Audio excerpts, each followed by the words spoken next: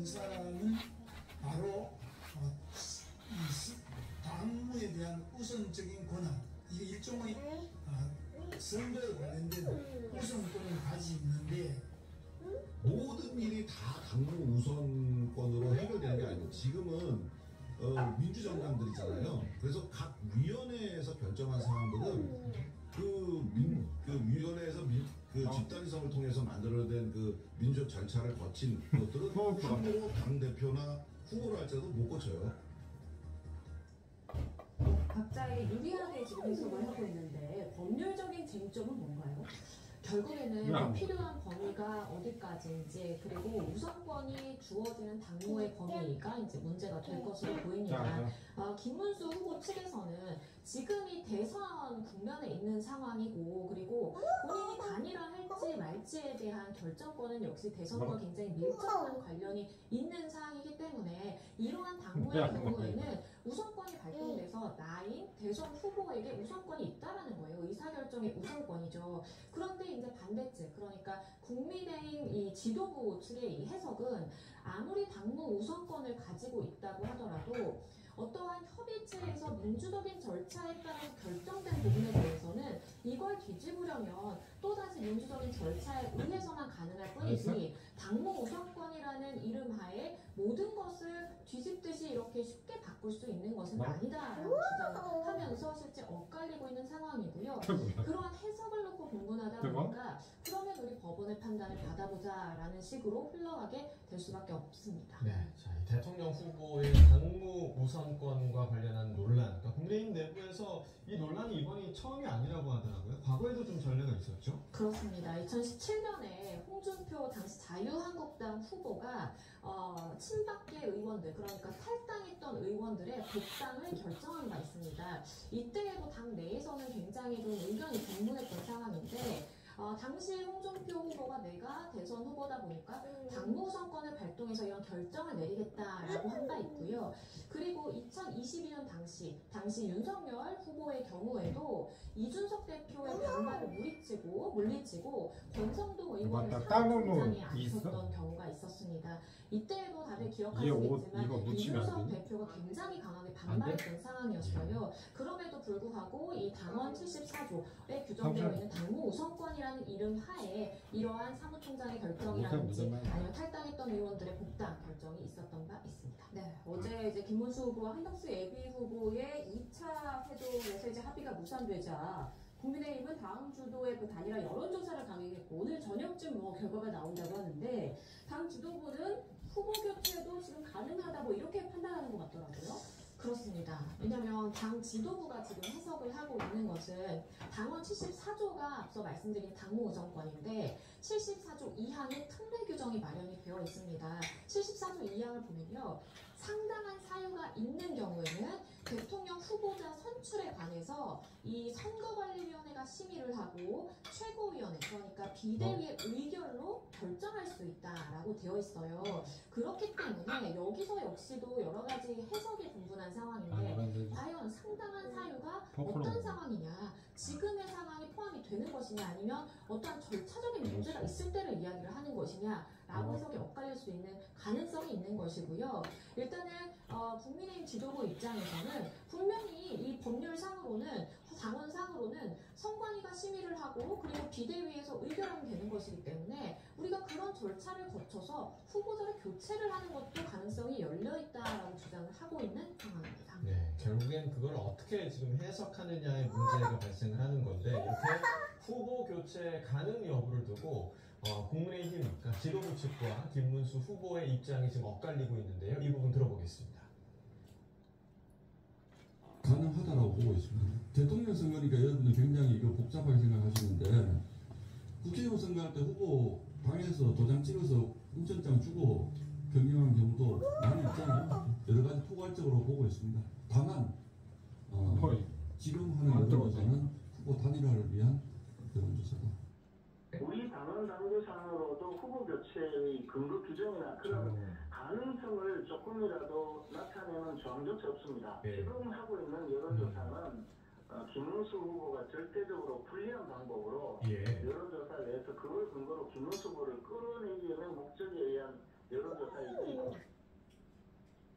양측 모두 뭐 전혀 다른, 그러니까 아전인수격 좀 해석인 것 같아요. 그렇습니다. 그러니까 이 당원 내용 자체가 사실은 뭐 굉장히 세세하고 구체적인 상황까지 다 상정을 해서 정할 수는 없습니다. 그러니까 그런 현실적인 한계점이 있다 보니까 이러한 조항들을 각각 양측에서 어떻게 해석하느냐를 두고 본인에게 유리하게 해석을 하고 있는 그런 상황인데요. 일단 김문수 후보 측에서 주장을 하는 것은 이제 당원 74조의 당무 정권을 주된 이제 쟁점으로 이야기를 하고 있는 것이고, 여기에서 이제 하나의 의문점을 가질 수 있는 것은 당무 전반에 관한 모든 권한이라고 했는데, 여기에 그러면 단일화가 포함되는지 아닌지가 주된 쟁점이 되겠고요. 당 지도부에서 이야기를 하는 것은 당원 74조뿐만 아니라 우리가 거기서 2항을 주목을 해야 되는데, 여기서는 상당한 이유가 있을 때 대선 후보 선출에 관해서 우리가 의견에서 바꿀 수 있는 것이기 때문에 후보 교체도 가능하다라고 이야기를 하고 있는 것인데요. 여기서의 역시 쟁점은 이 후보 선출에 관한 사항에 후보의 선출에 관한 뭐 절차라든지 뭐 부수적인 것이 아니라 후보를, 그러니까 경선을 거쳐서 뽑힌 후보를 아예 바꾸는 것, 뒤집는 것도 가능한지, 이것이 포함되는지가 쟁점이 될 것으로 보이고요. 지금 여러 가지 제기되고 있는 뭔가 가처분이라든지 이런 부분에 있어서도 법원이 이러한 부분들을 중요하게 살필 것으로 보입니다. 네, 말씀하신 대로 이제 가처분, 김문수 후보가 대통령 후보자 지위 확인 가처분 신청을 이제 법원에 냈는데, 이건 어떤 의미가 있는 건가요? 그러니까 결국에는 내가 경선을 거쳐서 뽑힌 국민의힘 후보이기 때문에 단일화가 이루어지든 안 이루어지든 어쨌든 그 이후의 일은 모르겠지만 지금 나의 후보자 지위를 확인해달라라는 가처분인 것입니다. 그렇기 때문에 이 법원에서는 결국에는 그러한 경선 절차라든지 과정이 적합했는지를 판단을 하게 되는 것이고, 만약에 김문수 후보 측에 이러한 후보자 지위가 인정되지 않을 경우 정말 그러니까 회복이 불가능한 어떠한 손해가 발생할 가능성이 있는지, 그런 것들을 중요하게 판단하게 됩니다. 네. 자, 또 하나 지금 김문수 후보 측에서 가처분을 냈던 게 국민의힘에서 오는 11일에 전국위원회 전당대회를 개최를 하기로 좀 공고를 냈었는데, 이건 나가달라 이런 가처분을 냈잖아요. 이건 또 어떤 의미가 있는 거죠? 그러니까 우리가 이제 공직선거법에 따르면 전국위원회와 그 전당대회를 거쳐서 이제 후보자로 지명이 되는 것입니다. 그렇기 때문에 김문수 후보 입장에서는 자칫 잘못하면 11일에 이런 전당대회라든지 전국위가 열리게 되면 본인이 아닌 다른 사람이 후보로 지명되는 효과가 발생할 수도 있기 때문에 일단은 지금 굉장히 혼란스러운 상황에서 그러한 소집 자체를 중단해달라, 그러니까 열 수 없게 해달라라고 이제 가처분을 신청을 한 것이고요.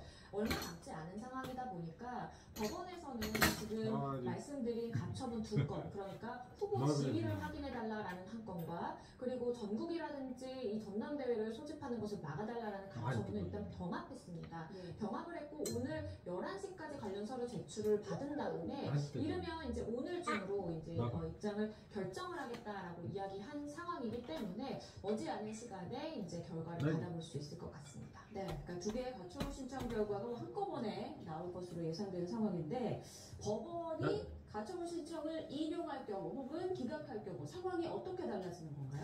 그러니까 만약에 인용을 하게 되면 이 단일화 절차를 더 이상 진행할 수 없게 되는 것이기 때문에 지도부 입장에서는 굉장히 좀 불리한 결정이다라고 판단을 해볼 수 있겠고요. 가처분이 인용된다면, 그러니까 물론 두 가지 나눠서 볼 수 있습니다. 김문수 후보의 후보자 지위를 인정하는 것에 법원이 너무 적극적으로 개입하는 것이다, 이 정당의 활동의 자유를 보장하는 측면에서 우리는 그 부분에 대한 판단을 안 하겠다 할 가능성도 있거든요. 다만 그렇게 판단하면서도 이 절차적인 문제, 그러니까 전당대회라든지 아니면 전국위 소집을 일단은 보류하겠다, 그러니까 막는 가처분을 받아들일 가능성도 있는 것입니다. 만약에 이렇게 된다면 국민의힘 입장에서는 후보자 지명을 위한 전국이라든지 이 전당대회를 열 수가 없는 상황이기 때문에 일정 부분의 일정의 지연이 발생할 수 있는 가능성이 있겠고요. 다만 이것을 기각한다 라고 한다면 더 복잡해질 수도 있는데, 전국이나 아니면 전당대회에서 실제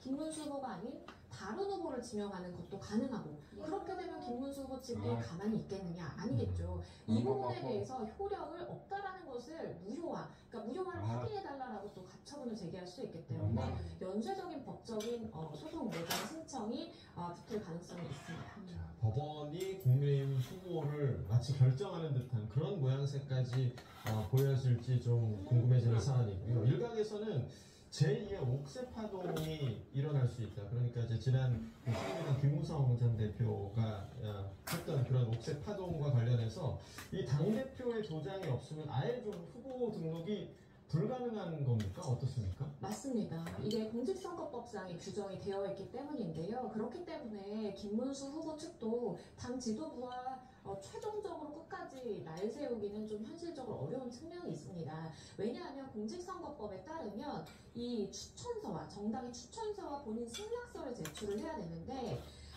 정당 후보자 추천 등록의 경우에는 중앙선관위에 제출하는 선거니까 추천서에 정당의 당인이 찍혀야 되고요. 그리고 대표자의 직인이 나란히 들어야 됩니다. 그런데 말씀해주신 것처럼 정당에서 이걸 찍어주지 않으면 내가 후보자 등록을 할 수 없는 상황이고요. 그렇기 때문에 일단은 당 지도부와 그리고 김문수 후보 사이에는 후보자 등록 기간 전에 어떻게 해서든지 좀 의견 합치 내지는 결정이 이루어져야 되는 상황입니다. 오늘 나올 가처분 결과가 단일화 한국에서 어떤 분수령이 될 것으로 보이는데 좀 저녁에 나올 결과 지켜봐야겠습니다. 주제를 좀 바꿔보죠. 이재명 대선 후보의 그 선거법 파기환송에 대한 논란이 이어지자 현직 판사들이 전국 대법관 대표회의를 열기로 결정했어요.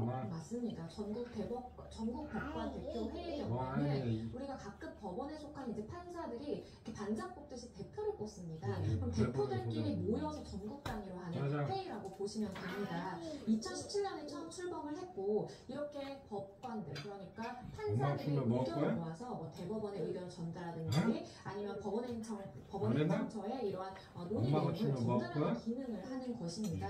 지금 일단은 전국 법관 대표회의를 열기로 결정했다라는 것은 아무래도 이재명 후보 관련된 파기환송심 그러니까 파기환송에 대한 결정에 대해서 법관들이 모여서 좀 이야기를 심도 있게 할 필요성이 있겠다라는 것에서 출발하는 것으로 보이고요. 일단은 임시회의를 개최를 하기 때문에 이 부분에 대해서 언제 열지 그리고 안건은 무엇이